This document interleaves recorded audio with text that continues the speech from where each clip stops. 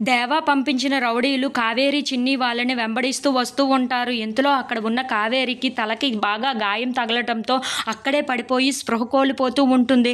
ఇంతలో అక్కడ ఉన్న చిన్ని మాత్రం అమ్మా లెగమ్మా, అమ్మా లెగమ్మా అని చెప్పేసి అయితే చాలా బ్రతిమలాడుతూ ఉంటుంది. ఇంతకీ అక్కడ ఉన్న కావేరి మాత్రం లెగకపోవటంతో అక్కడికి ఇద్దరు వస్తూ ఉంటారు. అది చూడగానే అక్కడ ఉన్న కావేరి మాత్రం చిన్నిని మీతో పాటు తీసుకొని వెళ్ళిపోండి, నన్ను ఇక్కడే వదిలిపెట్టేయండి అని చెప్పేసి అయితే అంటూ ఉంటుంది. ఆ మాటలు వినగానే అక్కడ ఉన్న వాళ్ళు అయితే ఒక్కసారిగా షాక్ అయిపోతూ ఉంటారు.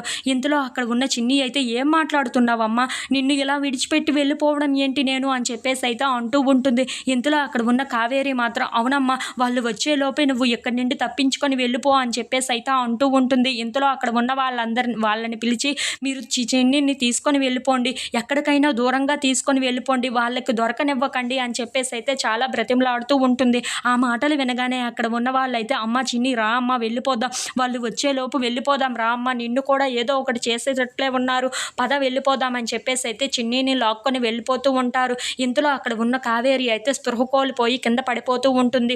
రౌడీలు అక్కడికి వస్తూ ఉంటారు. అది అక్కడికి రౌడీలు వచ్చి ఏంటి ఇది కింద పడిపోయింది, ఈ పిల్లని ఎవరో తీసుకొని వెళ్ళిపోయినట్లుగా ఉన్నారా, తప్పించుకుందిరా అని చెప్పేసి అయితే అనుకుంటూ ఉంటారు. ఇంతలో అక్కడ ఉన్న కావేరి దగ్గరికి వచ్చి తన ముక్కు దగ్గర వేలునైతే పెట్టి చూస్తూ ఉంటారు. ఇది బతికుందా చచ్చిందా చూడరా అని చెప్పేసి అయితే అడుగుతూ ఉంటాడు.